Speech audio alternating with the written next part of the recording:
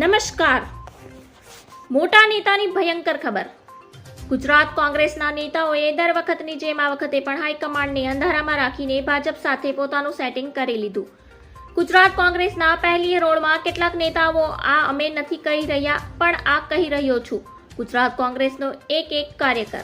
અમદાવાદમાં કોંગ્રેસ કાર્યાલય પર થયેલા પથ્થરમારાની ઘટના બાદ રાહુલ ગાંધી છેક દિલ્હીથી અહીં કાર્યકરને મળવા આવ્યા.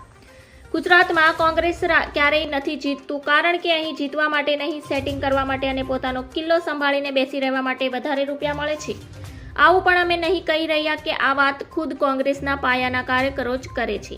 કોંગ્રેસના કાર્યકરોની વાત માનીએ તો તેઓ કહે છે કે અહીં બધું સેટિંગ ચાલે છે. ગુજરાત આવે ત્યારે રાહુલ બાબાને ચા નાસ્તો કરાવીને મોકલી દેવામાં આવે છે. મોટાભાગના નેતાઓ ભાજપ સાથે ભળેલા હોય છે. આ તમામ વાતો જગજાહેર છે અને કોંગ્રેસના કાર્યકરો દ્વારા ઝી મીડિયા સાથેની વાતચીતમાં પણ વખતો વખત જાણવામાં આવી છે. ધન્યવાદ. જય હિન્દ.